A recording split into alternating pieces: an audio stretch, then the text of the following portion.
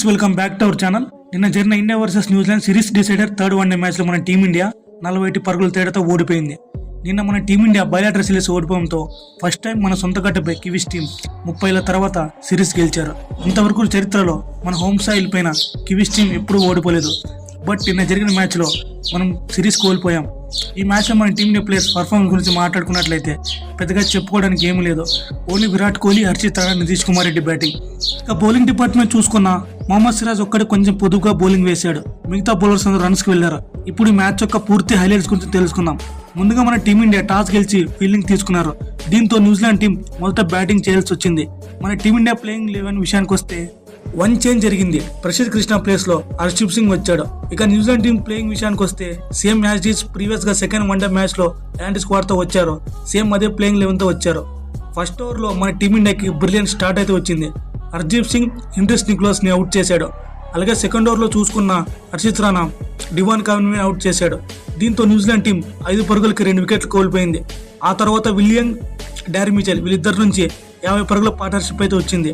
అదే సమయంలో Harshit Rana William wicket తీసి డారీ మిచెల్, విలియం వీళ్ళిద్దరు పార్ట్నర్షిప్ ని బ్రేక్ చేశాడు. దీంతో మన టీమిండియాకి మంచి స్టార్ట్ వచ్చిందని చెప్పాలి. ఎర్లీగా 3 వికెట్లు పడ్డాయి. దీంతో 300 ఏం కొడతారులే అనుకున్నాం. బట్ ఆ తర్వాత డారీ మిచెల్ నుంచి, గ్లెన్ ఫిలిప్స్ నుంచి మైండ్ బ్లోయింగ్ పార్ట్నర్షిప్ అయితే బిల్డ్ అయింది. వీళ్ళిద్దరు దాదాపు 219 పరుగుల పార్ట్నర్షిప్ రన్ స్కోర్ చేశారు. వీళ్ళిద్దరు మామూలుగా బ్యాటింగ్ చేయలేదు. ఆ మ్యాచ్ విన్నింగ్ మొమెంటం తీసుకొచ్చారు. నిజంగా వీళ్ళిద్దరు చాలా ఎక్సలెంట్ బ్యాటింగ్ చేశారు. ఒక ఎండ్లో డారీ మిచెల్ అగ్రెసివ్తో ఆడుతుంటే మరోవైపు గ్లెన్ ఫిలిప్స్ టర్నింగ్స్ స్లోగా స్టార్ట్ చేసి నిదానంగా మ్యాచ్ను పుంజుకున్నాడు. మెయిన్లీ గ్లెన్ ఫిలిప్స్ తను 50 కొట్టిన తర్వాత గేర్ మార్చి పవర్ఫుల్ గా బ్యాటింగ్ చేశాడు.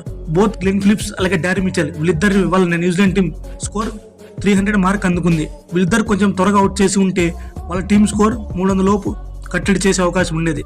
ఇక మన టీమిండియా బౌలింగ్ విషయానికి వస్తే హర్షదీప్ సింగ్ 3 వికెట్లు తీసినప్పటికీ పరుగులు ధారాళంగా సమర్పించుకున్నాడు. కేవలం మొహమ్మద్ సిరాజ్ ఒక్కడే బిలో 6 ఎకానమీతో బౌలింగ్ చేశాడు. మిగతా బౌలర్స్ అందరూ చాలా పరుగులు ఇచ్చారు. మెయిన్లీ మన స్పిన్నర్స్ కుల్దీప్ యాదవ్, జడేజా ఒక్కరు కూడా వికెట్లు తీయలేకపోయారు. అలా న్యూజిలాండ్ టీం 50 ముగిసేసరికి 337 పరుగులు కొట్టి 8 వికెట్లు కోల్పోయింది. ఇక మన టీమిండియా చేజ్ విషయానికి వస్తే మరొకసారి రోహిత్ శర్మ చాలా అర్లీగా అవుట్ అయ్యాడు. సో రోహిత్ శర్మ ఈ సిరీస్ లో పెద్దగా పర్ఫార్మెన్స్ చేయలేడు. ఆ తర్వాత గిల్ చూసుకున్న బాగానే తొందరగా 4లు కొట్టాడు. బట్ అదే టైంలో కైల్ జంషన్, శుభ్మన్ గిల్ ని క్లీన్ బౌల్ చేశాడు. ఆ తర్వాత శ్రేయస్ అయ్యర్ అలాగే కేఎల్ రాహుల్ వీళ్ళు కూడా చాలా అర్లీగా అవుట్ అయ్యారు. సో మన టీమిండియా బ్యాటింగ్ టాప్ ఆర్డర్లో అయితే ఎవరు 50 చేయలేదు. ఒక్కరు కూడా టాప్ ఆర్డర్లో సరిగ్గా బ్యాటింగ్ పర్ఫార్మెన్స్ ఇవ్వలేకపోయారు. ఆ తర్వాత విరాట్ కోహ్లీ నుంచి, ఎన్కేఆర్ నుంచి మంచి పార్ట్నర్షిప్ రన్స్ చూసాం. విరాట్ కోహ్లీ సెంచరీ చేయగా ఎన్కేఆర్ హాఫ్ సెంచరీ కొట్టాడు. ఇక చివరిలో హర్షిత్ రాణా చూసుకున్న మైండ్ బ్లోయింగ్ హిట్టింగ్ తో 50 కొట్టాడు. సో మన టీమిండియా టాప్ ఆర్డర్ బ్యాట్స్మెన్ నుంచి మంచి కలెక్టివ్ ఎఫర్ట్ అయితే రాలేదు. మంచి కలెక్టివ్ ఎఫర్ట్ వచ్చింటే ఖచ్చితంగా మన మ్యాచ్ గెలిచే వాళ్ళం. ఇది ఫ్రెండ్స్ ఇవాల్టి వీడియో. ఈ వీడియో చివరికి చూసినందుకు very very thankful to you. ఇలాంటి ఇంట్రెస్టింగ్ వీడియోస్ కోసం దయచేసి మన యూట్యూబ్ ఛానల్ సబ్స్క్రైబ్ చేయడం మాత్రం మర్చిపోకండి. Thank you for watching.